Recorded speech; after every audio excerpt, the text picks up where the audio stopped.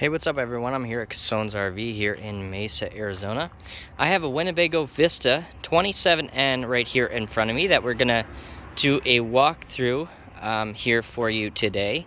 The outside exterior of this RV is a lighter tan with blue and black, and you might think that those colors might not go good together, which I would think, but they actually do look really nice on the outside of this RV, and here in Arizona is a pretty good color. Having black, maybe not so much with the sun and also the dust, having to clean it all the time, and white will reflect, quite a bit, but this is a pretty good color and it looks nice.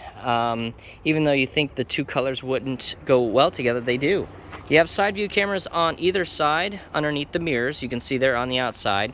This RV's got two slide outs, both on the driver's side that you can see here. One is a little bit longer than the other. We'll see that when we head inside. It's got the back bedroom, so you have one of the slides being the bedroom with a little bit of storage out there on the outside. Right here underneath our slide, we have a storage compartment, which is awesome, and it goes all the way through. This does go all the way through, but over the top of it to the other side of the storage compartments that also have the same thing located on the other side as far as the storage. So good storage on either side of it. And right back here, we have your 30 amp power hookup, which you can see there, your fuel, and then right above that another small storage compartment which they managed to kind of throw in here because you do have your bedroom in there. You couldn't put in too much larger of a storage compartment, and your slides of course right above that, so they did manage to throw in a little storage compartment there. This is a 28-foot RV, so it's not the bigger of the two. The 29L is the bigger model. That's about 30 and a half to 31 feet, I believe. This model here is 28 and a half feet. You can see we have the 4,000 own-in generator, which should be plenty for you to power everything you need in this RV. We have your back ladder here with a nice back window. We'll see when we head inside there. Back camera up there at the top. You do have a nice, almost full-size awning here on the passenger side of the RV with some outside entertainment. You have your TV out there. And here are those other storage compartments. Another one there. One here, your propane is located here, and then one other storage compartment actually back there. So they did manage in the spaces in this RV where, like this little area, they could have put nothing, maybe that back area, but they did manage to definitely put in some extra storage space where they could. So we do have the middle entry in this RV. Some people prefer the middle entry, some people prefer front entry. I would say that in general, most people prefer a middle entry. You'll find those more in gas coaches like this than you will a diesel pusher. They're more rare in a diesel pusher, but you do find them often in a gas coach, because a lot of times in the gas coach too, you will have front door or access to the passenger and driver's seat with the doors. This does not have the doors in this one. This has got 11,000 miles on it with a Ford V10. You have the nice layover desk there for the passenger that you could is always great to have. And you can read or do whatever you like to do. Eat, read while you're driving, while you're on the road. You do have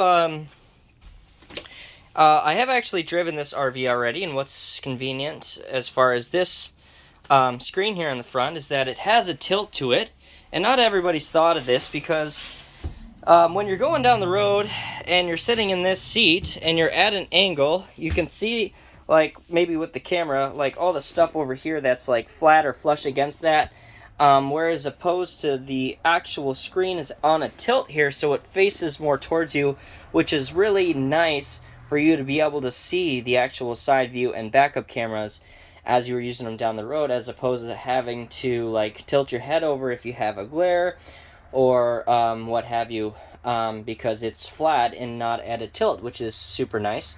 You have your power gear, power leveling jacks over here on the left hand side. It does have the automatic leveling, which is always nice. One push of a button and everything is level and good to go. We have your booth dinette right here across from the couch, which I may have passed coming in here, but those actually both turn into a bed as well. If you want, you can throw in the a table right here if you want to rotate those chairs and use that table. Right above the captain's and passenger's chair, you do have an automatic booth right above that, and it's a queen size booth, and it's pretty nice to have that extra sleeping, and I've used it already, and man, does it go down fast, up and down fast. Some of them are pretty slow. This one definitely moves quickly, so be careful that you're not standing underneath it when you do push the button, but it definitely moves quickly. We have the Norco Refrigerator with all of your controls right here on the left hand side of that. Your generator, your water, your levels, all that good stuff, your AC control below that, and your bed lift as well as your slides. We have your oven as well as microwaves. Some have convection ovens. This does have an actual oven in it with the stainless steel sinks, which aren't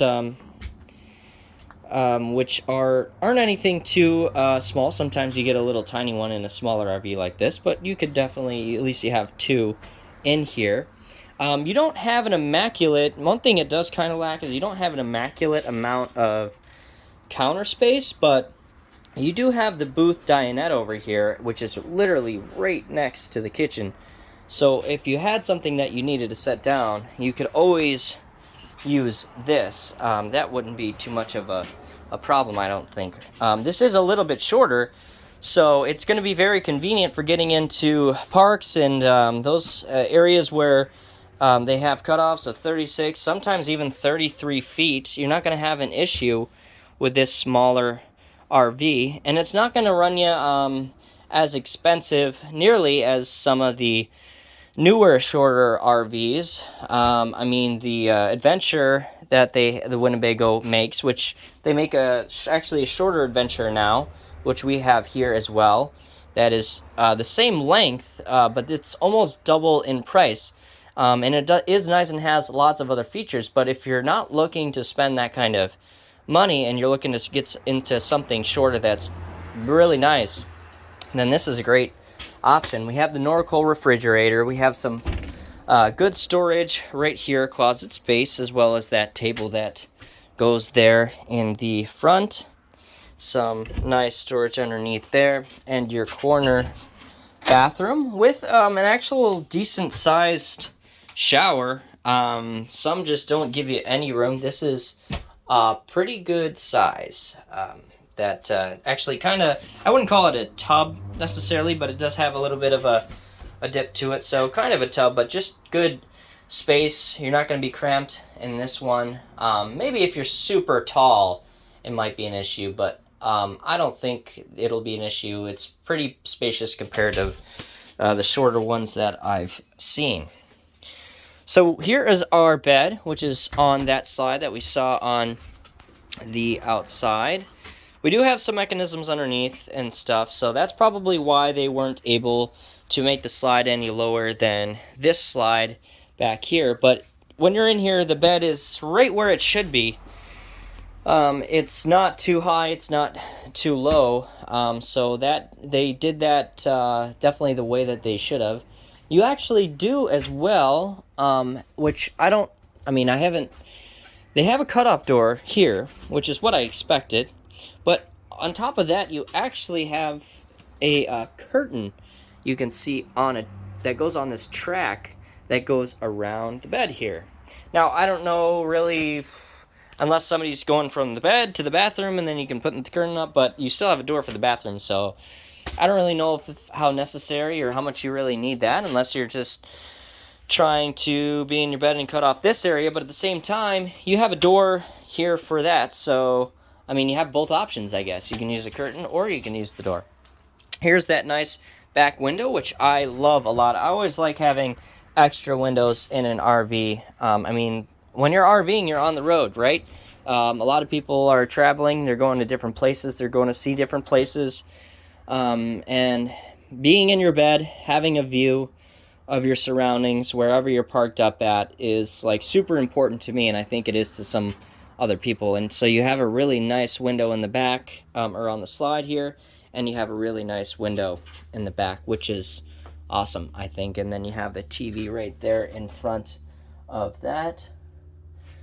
We can see your AC located right there on the top in the middle, and we have another TV located over here. You couldn't put it above the bunk in this one because it is a automatic moving bunk, but I think it works great there. I think if you're gonna watch TV, you're gonna watch TV on the couch as opposed to watching TV at the booth dinette.